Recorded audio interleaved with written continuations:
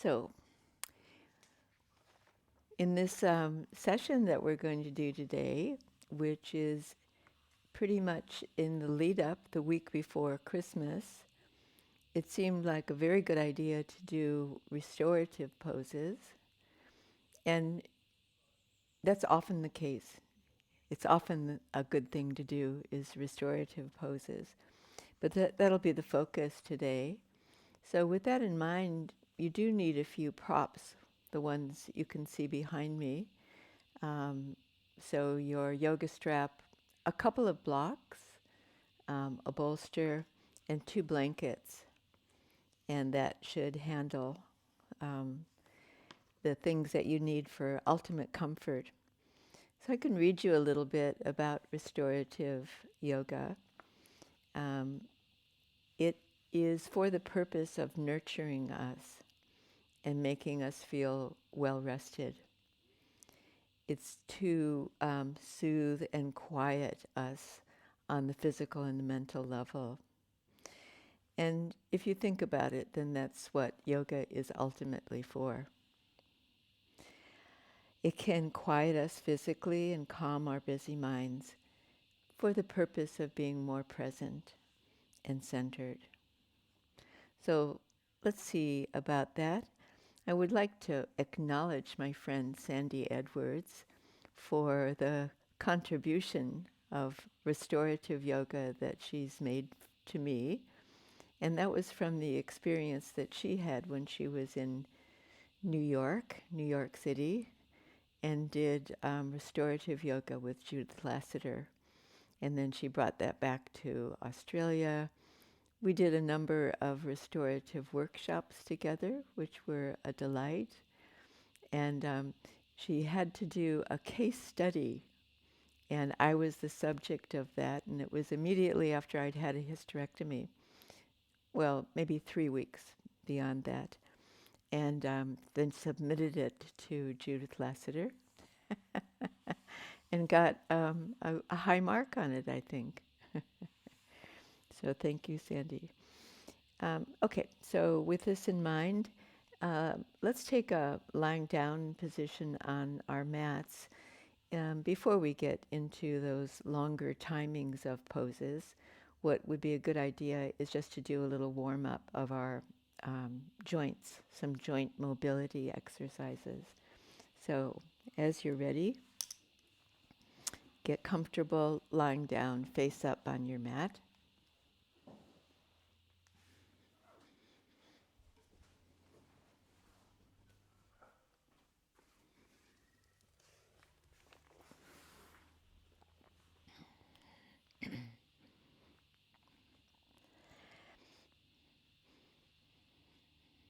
This little sequence that we're about to do is a really good, it's a warm-up, but sometimes we just don't have a lot of time for doing a longer yoga practice. So if you wanted a short practice, this would be a good one just to mobilize our bodies and center our minds. So the first one is Apanasana. Lift your feet off the floor, hold at the front of your knees, and with an exhalation, draw your thighs close to you. With an inhalation, press the knees away from you. And I nickname this series In and Outs. So on the out part, on the out breath, you might begin to get a sense of your core muscles and internally connecting with your digestive organs and the organs of elimination.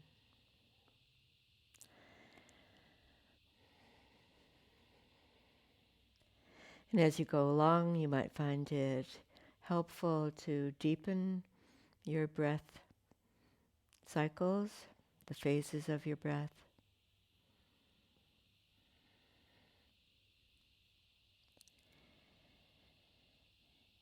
And then if you would now, we'll have left foot on the floor. Slip your hands around the back of the right leg and extend the right leg up towards the ceiling. And let's do that alternate bending and extending the leg.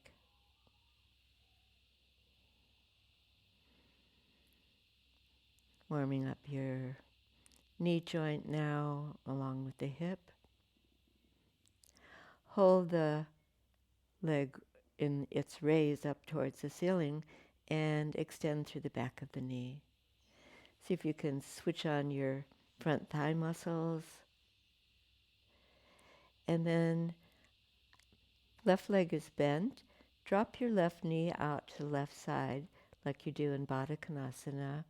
And holding the outside of your right leg, take your right leg to the right side. So we're kind of in the splits with one leg bent. Notice if you've tilted towards the straight leg side and bring yourself back to center using your core muscles again. And then that right leg comes up, left knee pointing towards the ceiling, and then we're finished on that right leg side.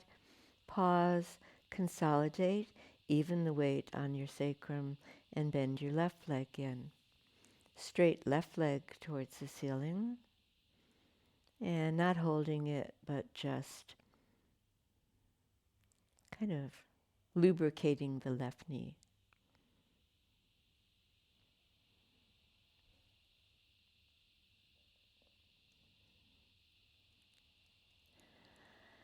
When the leg is straight up now, stretch along the back of the leg, and you might enhance that feeling of the back leg stretch by tucking your toes down towards your knee and lifting the heel a little bit more.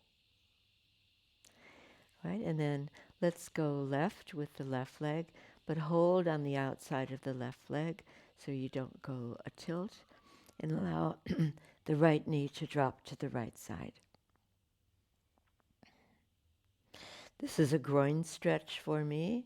I don't want to overdo it because it's possible to overdo it. And then you're not going to feel so good in the groins afterwards. And then bring that leg all the way up and replace your left foot onto the floor. Even weight on the back body.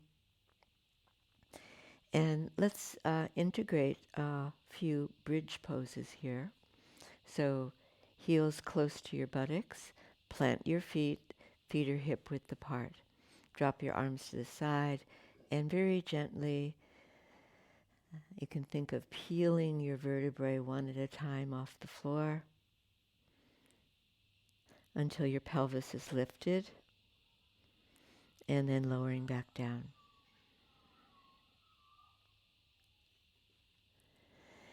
Hips come up.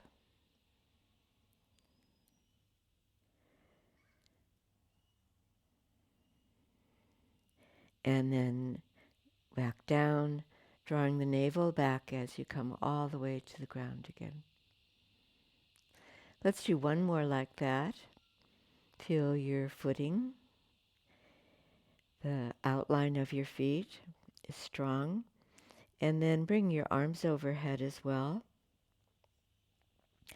And with the arm extended, the body's a bit longer at the front. And we can increase that sense of lengthening by drawing the knees away from the pelvis and then the arms away from the pelvis too. Keep your arms overhead and gradually lowering down in that systematic way through the upper spine, mid-spine, and lower spine. And finally, when your buttocks touch down, bring your arms back down to your side. I'd like to bring in a wrist stretch. So if you lift your pelvis again, press your feet, slide your right hand underneath your sacrum, and then lower your sacrum down onto your wrist. I've been doing these movements for wrist stiffness, and also I have an old sprain injury on my left hand, and this just seems to, I don't know, decrease some of that stiffness. You could bring your hand a little further up your spine, lifting your pelvis again.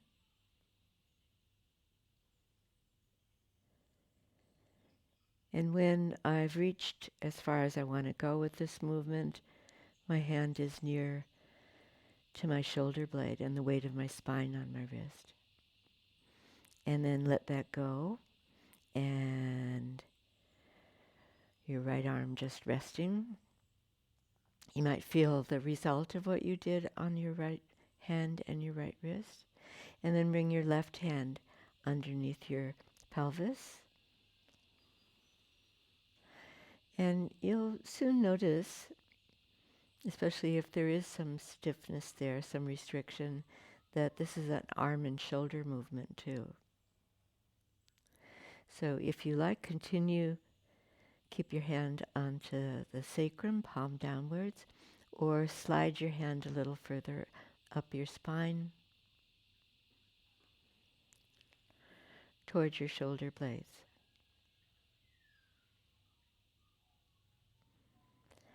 Good, and we'll leave it there and slide your hand out again. Take a moment, notice how that feels on that side. Get a little bit more pulsing or circulation through that wrist and hand. All right? And then step your feet apart. So as part of our warm-up, or maybe just a short practice, let's do a spinal rotation and drop the knees to the right side. Extend the left arm overhead alongside your left ear and stretch away all along the lateral left side. Bring that arm in, lift your knees up, go to the left. Knees are to the left, but you're extending the right arm overhead. Lean into that arm with your chin towards the right armpit. And then let's do that several times until it feels like you've got the ability to flow with it.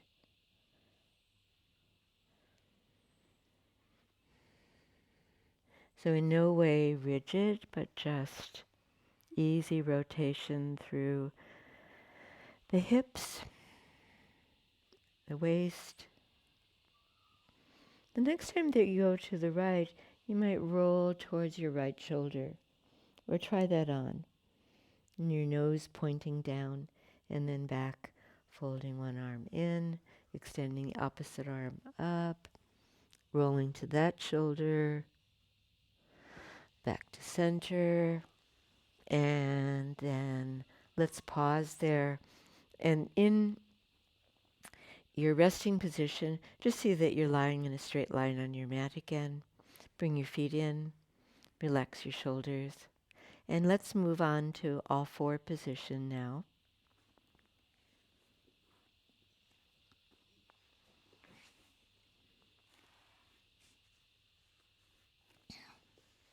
So kneeling, take care of your knees, double up your mat or put a blanket there if your knees feel tender in kneeling.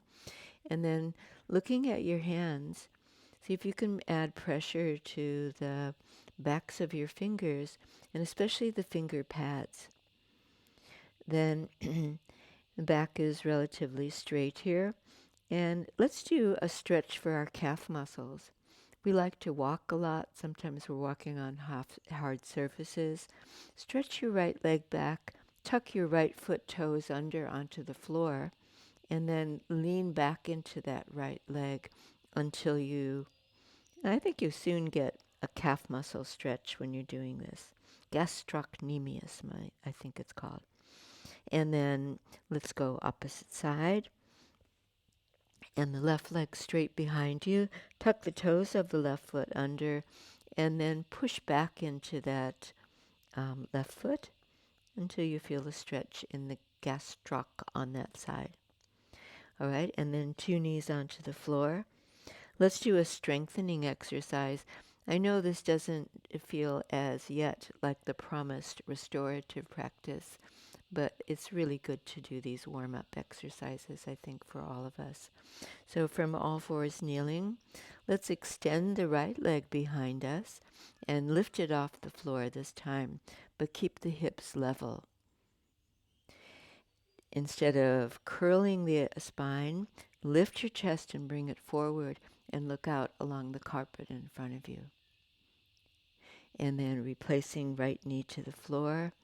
Let's consolidate and bring the left leg out. Bring it up. The buttocks should be level at this point, the sacrum level, chest open forward. How are we doing this? By dint of our hamstrings and the glute muscle on that side, and then both knees onto the floor. Let's do the upper body, the upper limbs, and extend your right arm forward. So you're balancing on left hand and on your knees. Extend forward, and then replace your hand down to the floor. Balance on your right hand and your knees, and left arm extends. And both hands down again. And let's take it right arm, left leg, just to tease our minds a little bit in a contralateral movement. Make sure that you're breathing. And then both knee and hand down. And then I think they call this bird dog pose.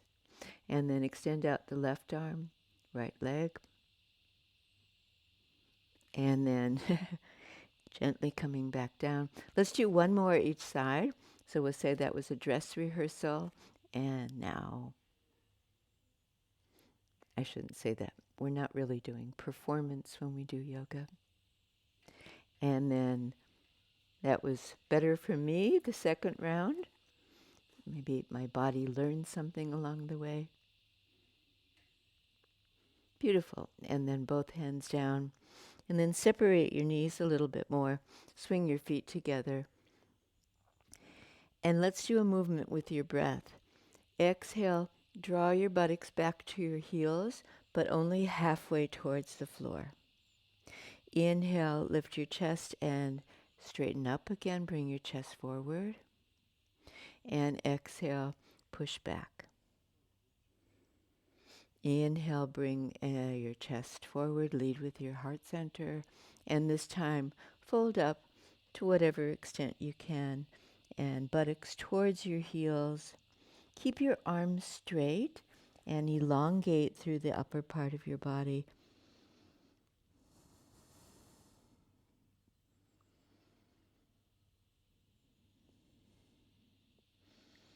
And from here, we're going to move on.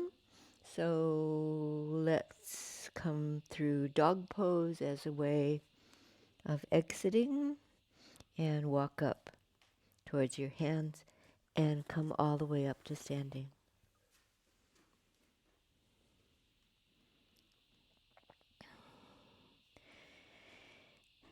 I've been practicing for myself some joint mobility for my toes. Maybe they've been neglected for a little while. And I found a couple of things. A belt will work well for this exercise. And I discovered in my game collection these little blocks of wood. And they're much more challenging for this toe work than the belt. So I'm going to show you what that looks like. I think you can see that. They're very small. I think they were from a child's Jenga set.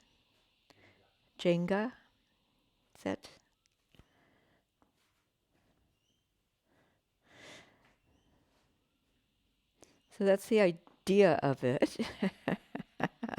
I definitely need a lot of work, but a belt can work easily well. So equally as well.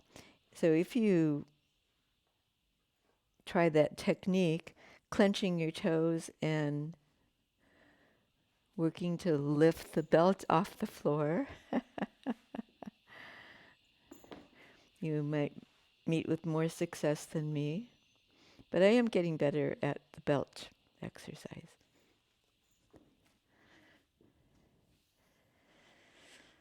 Let's have a few practices there.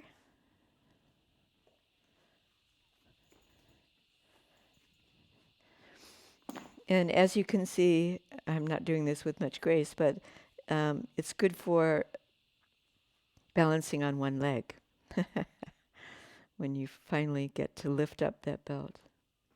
If you do.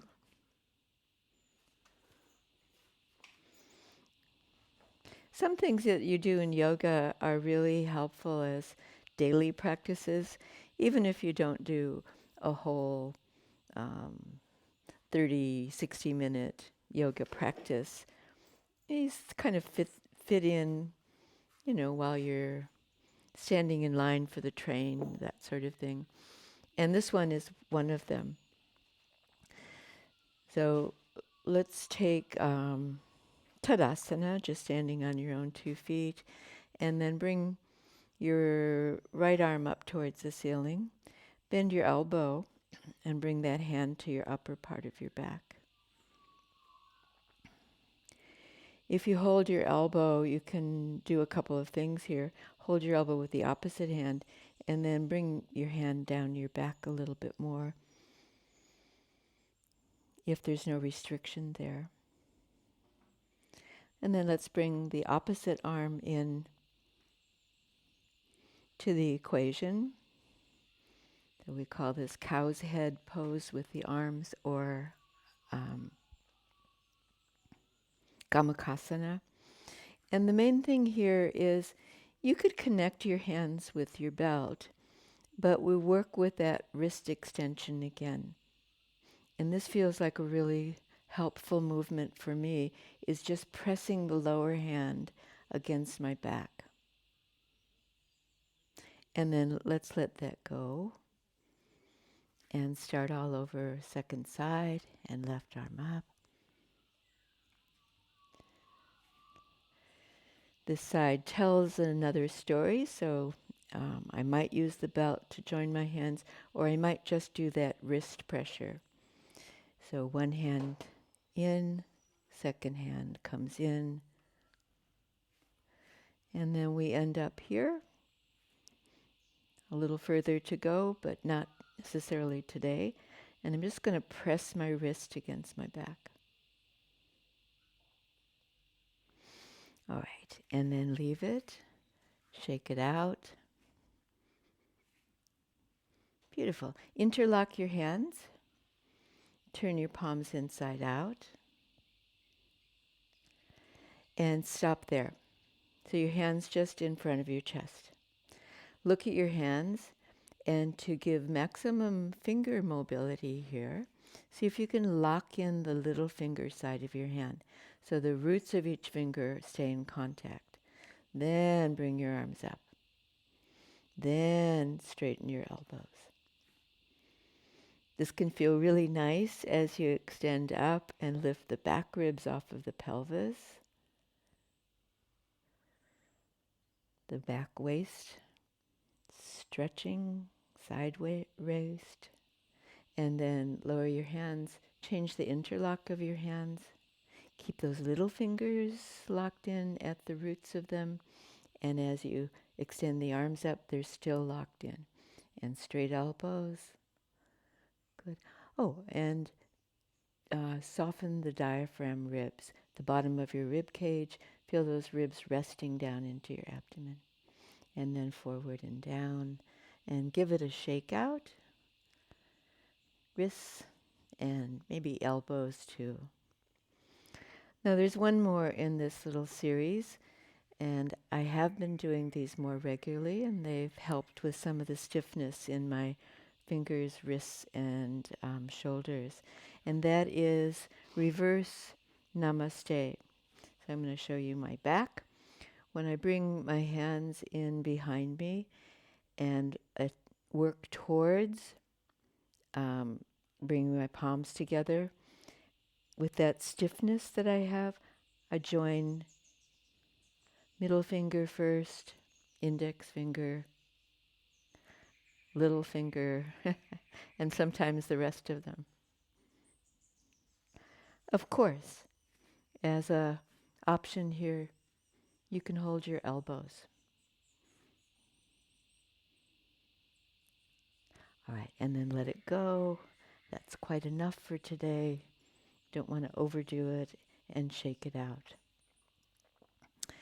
Now, let's move on to some of those restorative poses.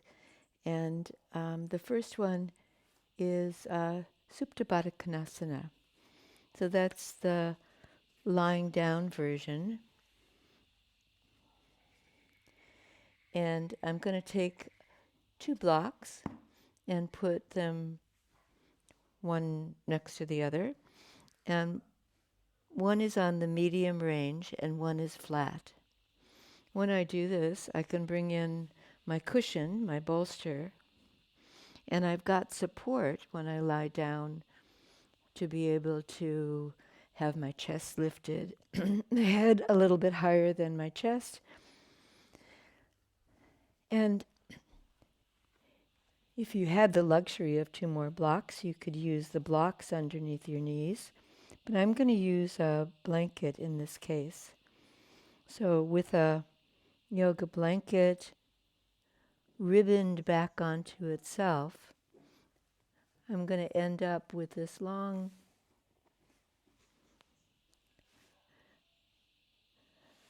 rectangular shaped blanket to support underneath my legs.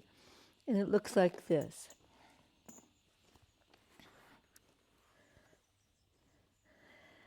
The blanket, the long blanket, goes over your ankles and then wraps around to the outside of your legs and leaves you with your knees supported, the lower thighs supported. And why would we do that? Because as you stay here longer, then the legs tend to fall out more. As they fall out more, sometimes you start to feel like you're getting a strain in either the knees or the groins, and your hips. So we'll take 5 minutes here. And if you planned ahead, you would have eye covering of some kind, and that really enhances the chances of relaxation. I'm going to time us for 5 minutes, and the timing starts now. A good adjustment that you might do for yourself here, just to settle in a little bit more, is to lift your bottom and lengthen your tailbone away from the base of your spine, and then replacing your buttocks on the floor. A little bit more length there, and still the natural curve of your lumbar spine. Because you've got a support for your back in the manner that we set up, your arms are a little distance away from the floor, not fully supported. So what you might do is turn the upper arms out a little bit more, right where they meet into the shoulder joint. The shoulder blades come a little closer in. And then once you've done that, then release your shoulders, release the weight of your arms. You could also draw your elbows in a little closer to your sides. And then if that works well for you, the elbows will draw back the crease of the elbows, and the arms feel more fully supported.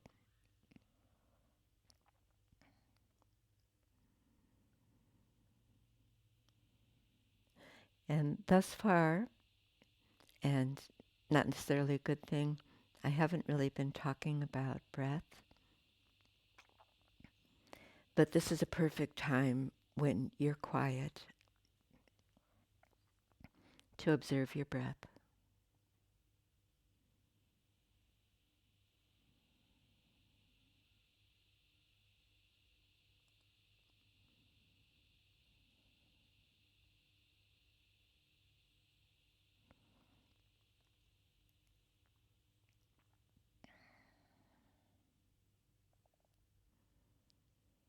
One thing that you might be looking for in watching your breath is where you feel it in your body.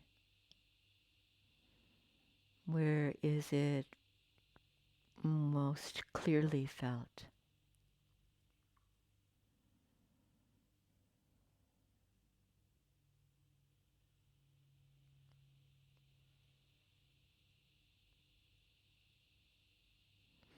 And whether you've covered your eyes or not, relax them, allow them to sink back, drop down,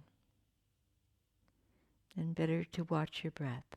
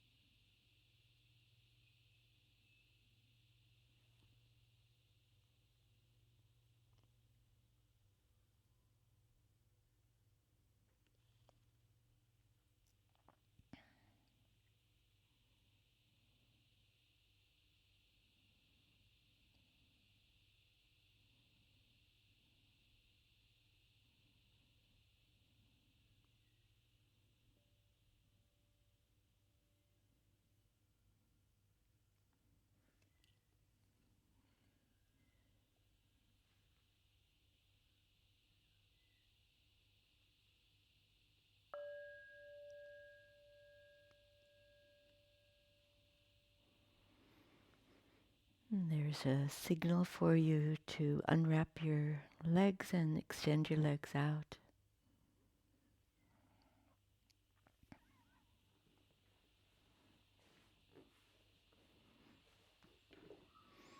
And when you're ready, rolling off the bolster to the side. Keep your setup there though.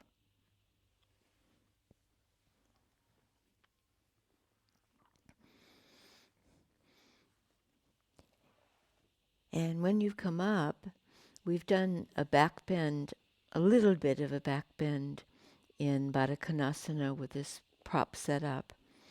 Now, let's move into a forward bend, and that is child's pose. So, in your kneeling position and knees on either side of the bolster, bring the butt end of the bolster right in towards the pelvis without sitting on it, and then go forward in your own time.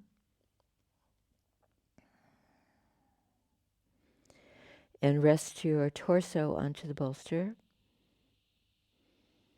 If there's any difficulty in reaching to the bolster, then you can add some extra padding in the form of a folded blanket.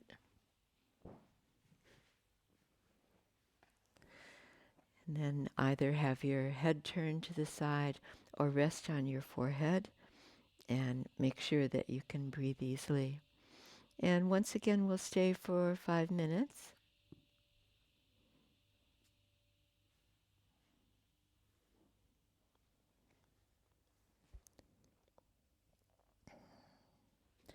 For some people, that adds quite a bit of compression to the knees. So it's possible for you to insert a blanket behind your thighs, between your lower and your upper legs, and create a little bit more space there, or even a bolster.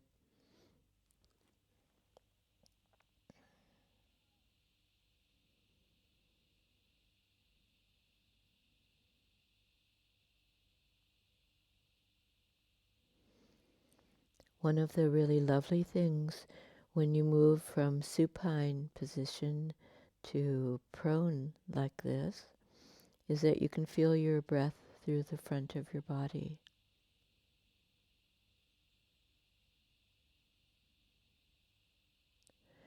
On every breath that you take, there it is, the felt sense of your breath.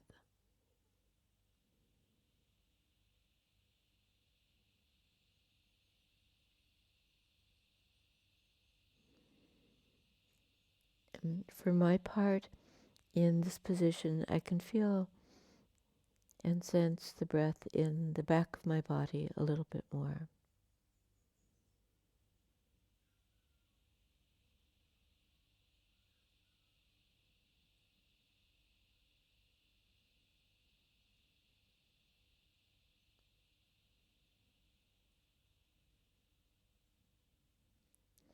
So each breath to the back of the lungs.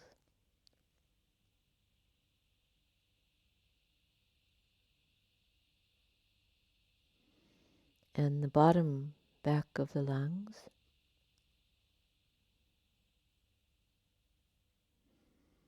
And the lower back ribs.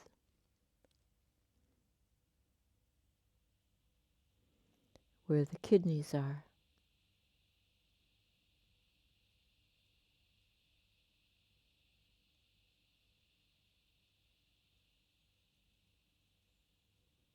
You could think of the kidneys as being nourished by the breath,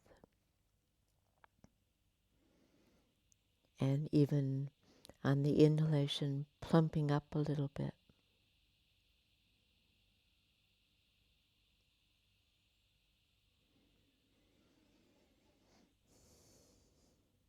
And on the exhalation, letting go of any stress.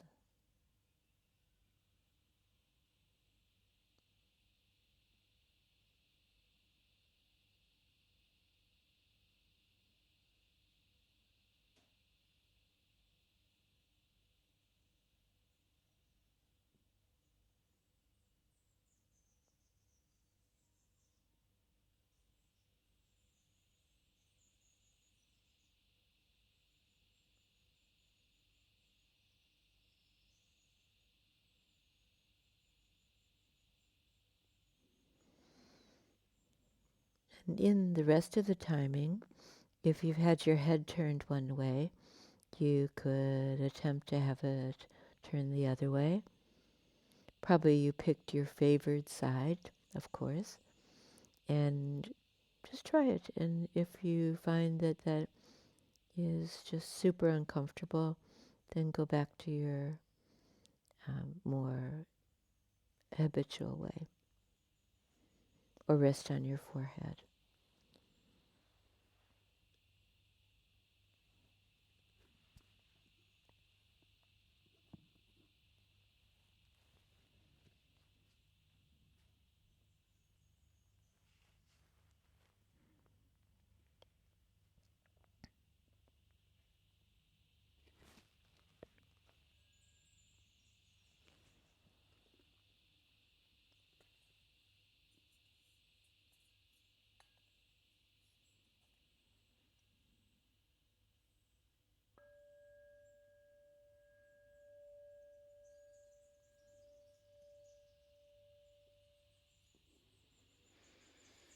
And then gradually lift yourself up. Once you're upright, then we can keep the same setup for hero pose lying back, virasana lying back. And this is an extra stretch for your front thigh muscles, but it's also potentially compressive for the knees. So not for everybody, but you might find for yourself that this is a good setup. And when you are lying back in this position, the quadriceps are the ones that get the benefit of the stretch. However, if this is really a bridge too far for you at this time, or just generally, then you could sit in the upright version of the pose with extra support underneath your buttocks. So I'm going to draw my props in so I can have a high seat and less pressure onto my knees.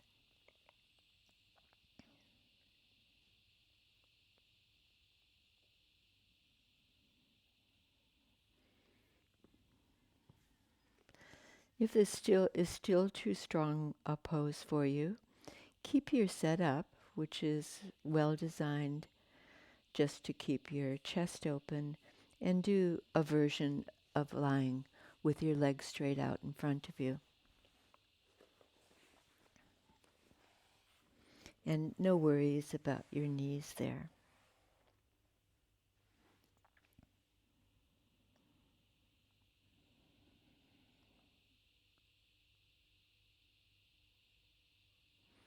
If you can manage Supta Virasana, it is a really important part of a yoga practice where we often are tightening the front thigh muscles in standing poses and other poses.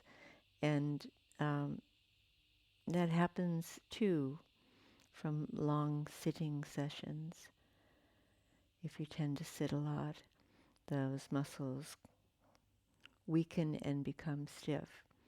So good to stretch them out. It's a really great pose to do for people who do bushwalking or long walking.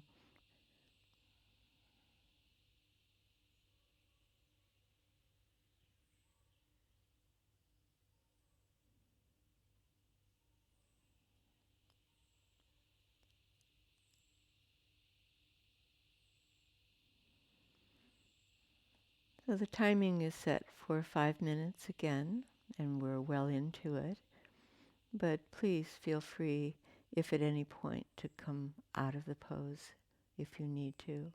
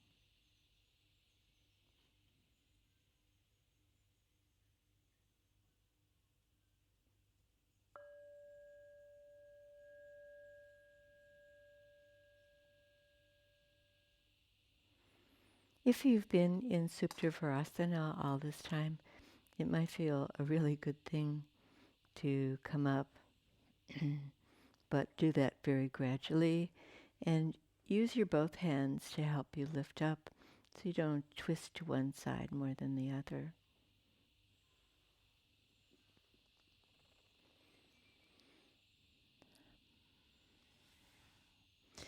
And it would be good for us, I think, in sequencing this practice to do a dog pose now. I've still got my same setup. That's been very handy with the 2 blocks.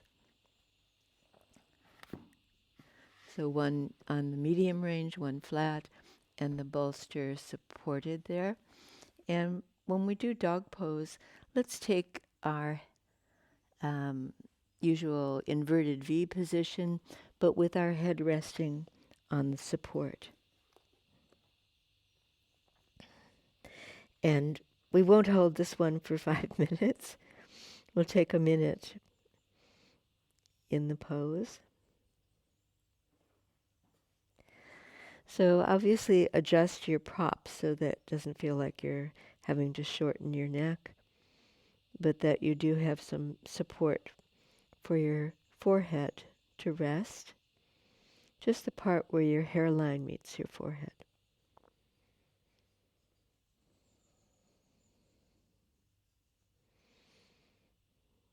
By all means, keep a knee bend to whatever extent you need to. And as much as possible, straighten your elbows without tensing your shoulders.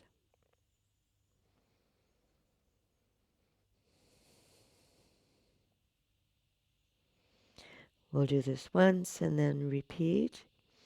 So in between, let's come out of the pose and use the props for child's pose. And rest there for a few breaths.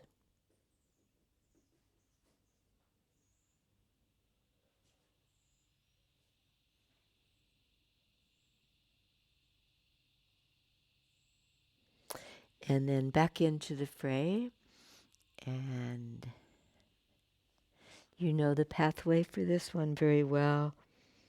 And just with that extra support.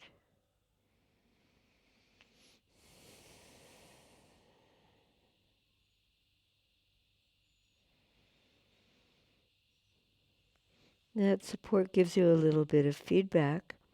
And if you can, then project your neck, project the crown of your head, and do take support on your forehead from the props.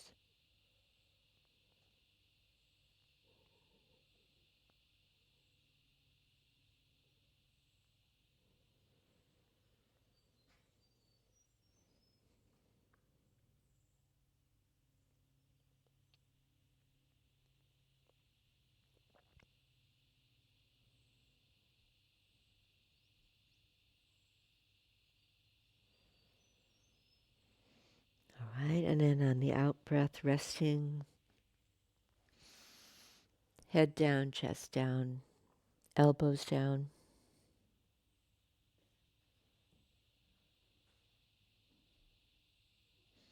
Take a moment longer, let your shoulders and your shoulder blades fall out.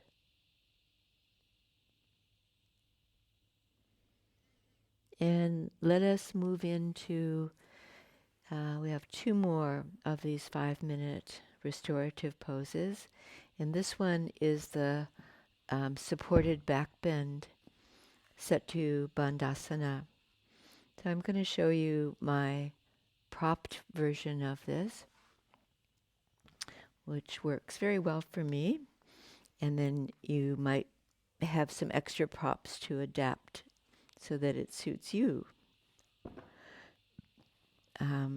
But to start with, we're going to have a bolster placed long ways away from the wall. I've got my 2 blocks. You could do this with just one. And they're in the space between the wall and the bolster. That's where my feet are going to go. My heels are going to go onto the blocks, and my head and shoulders onto the floor. I still have my belt, so I could bind my legs together with the belt, which is a nice thing to do to keep your legs together for one thing, but also to help your sacrum, the sacroiliac joint. So I've moved into my position, sitting on the bolster, kind of a squatting position. And then because I am going to use the belt, this is a good time to put it on. Pretty impossible to do it after you're already lying down. And the belt goes just above my knees on my lower thighs.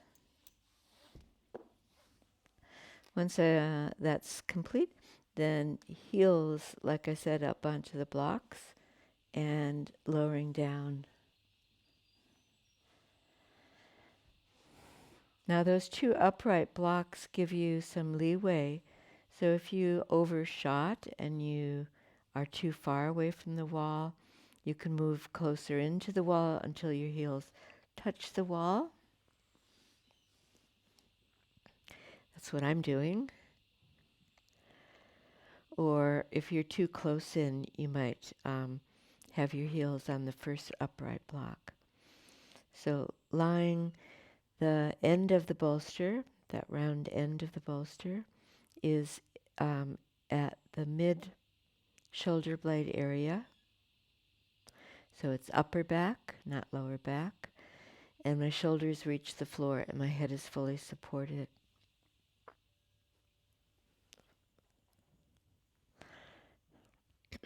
So don't stint.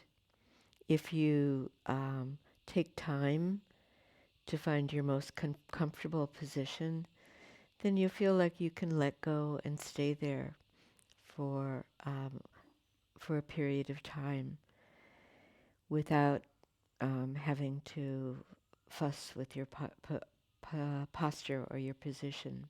You can leave your arms out to the side like you would for the yoga relaxation shavasana. I often have the feeling here that I want to open up my top of my lungs, my top chest. In that case, you might have your arms overhead.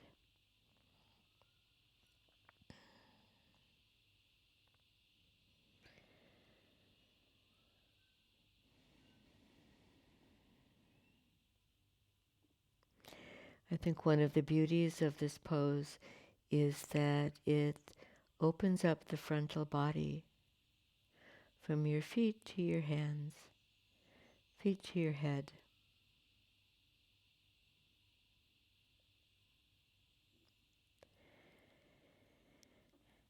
And if in our posture, our characteristic posture, or for whatever reason, we're kind of stooped in our posture, this is really a beautiful way, not the least because it's passive, to open up again.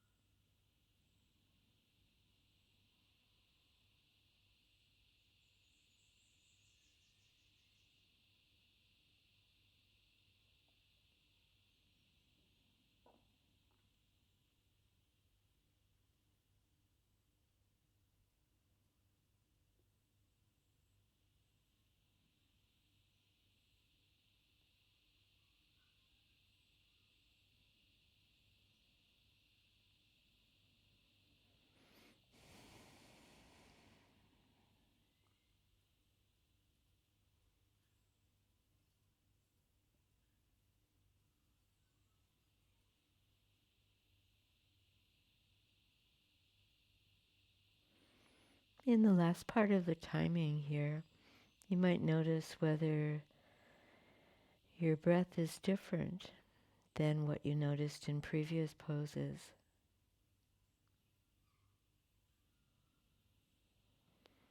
In a way, gravity is on your side for feeling into and opening up the upper lobes of your lungs.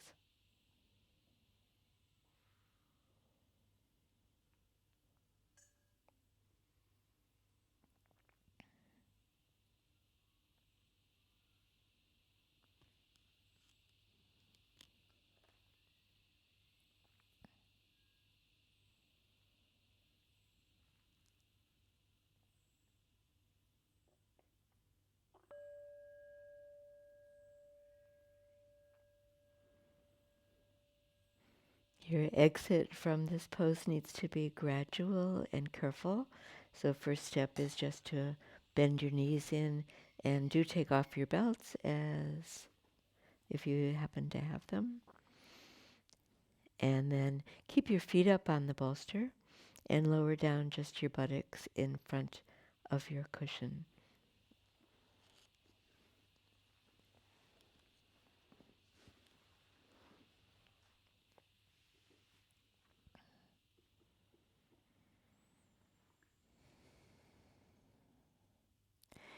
Release the lower back, that area of the back waist, your shoulders and shoulder blades.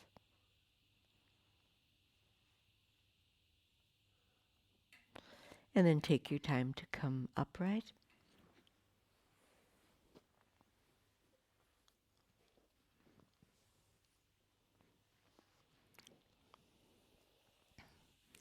And we're just at the point of doing our last of the restorative poses. And for this one, called mountain brick pose, sometimes you need your 2 blankets. So I've got a blanket that I'm folding for a head support.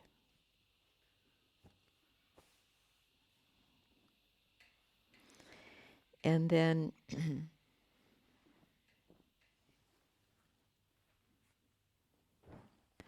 a blanket that I'll fold into a long triangular shape, not triangular, rectangular, um, that finishes up looking something like that. That's a support for my shoulder blades. And then this is a pillow for my head. And there's a gap of about 4 fingers between the two of those. And once you've got your setup, the bolster will be used to support the backs of your lower thighs or the backs of your knees.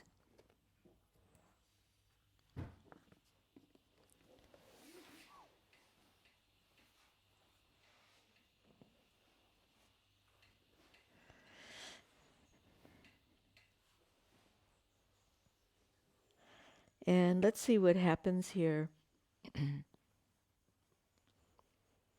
when you lie down onto that shoulder blade support blanket. Make sure that that feels all right for the kind of opening that you have in your back at this time. So if it feels like it's too high, then you might have to reduce the height of it. So you can actually stay there for the 5-minute timing without discomfort. When I take my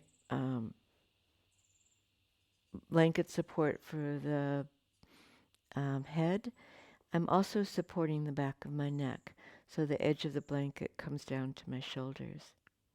Then finally, where my arms go is in that space I created between the 2 blankets, and the arms form a cross with the body out to the side. Do cover your eyes, do relax your eyes, and then settle in.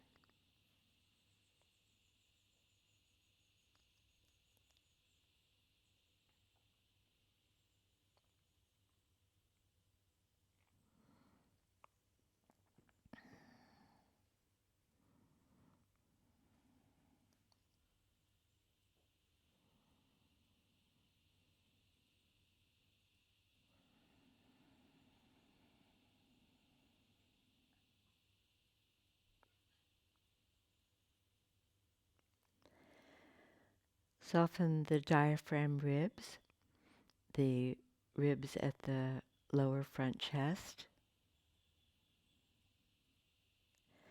by relaxing your upper abdomen,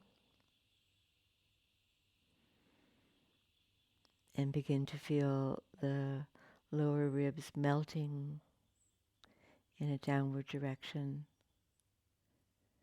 And so they feel integrated with the lower torso.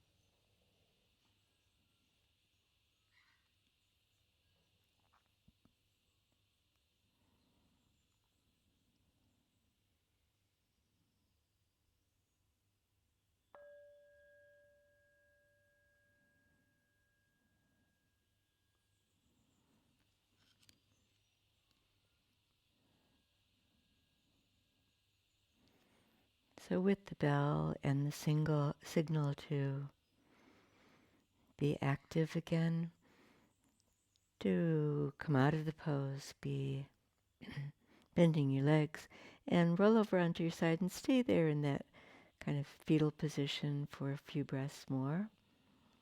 Just cradling your head onto the blanket or onto your folded arm.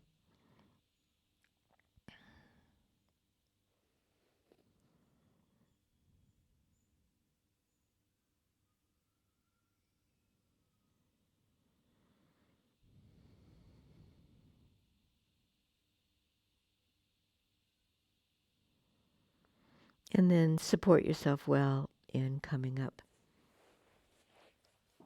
And take a seated position, your favored seated position, which for me is Virasana, seated.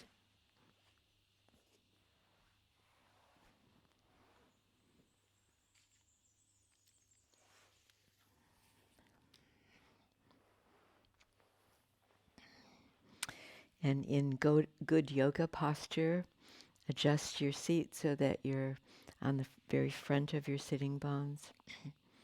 Rest your hands onto your legs.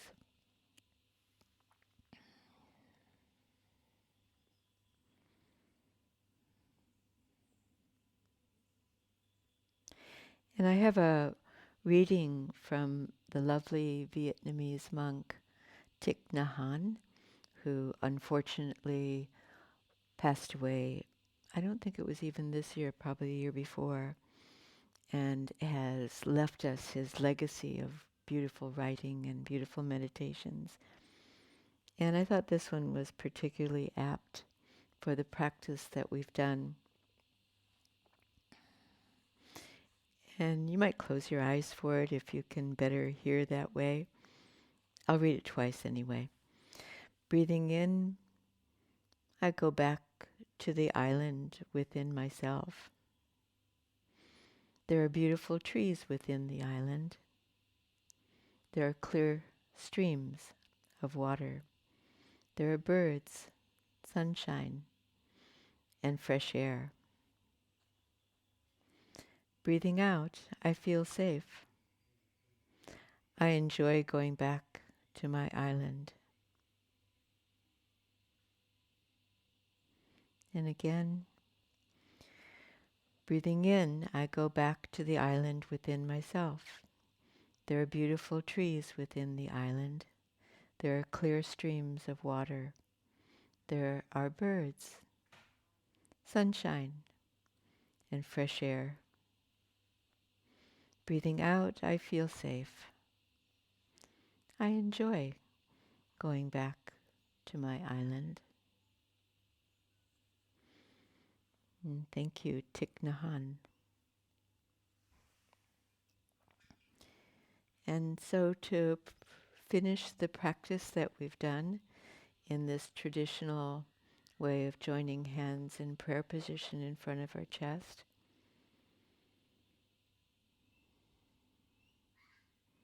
I think about the island within myself being my heart center, and perhaps you can connect there just for this time.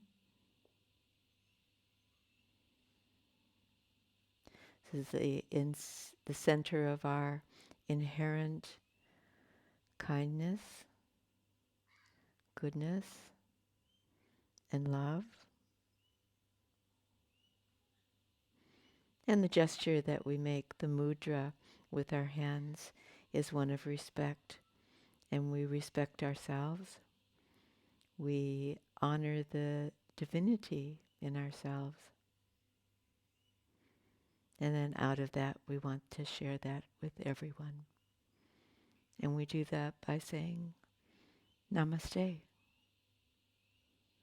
Thank you.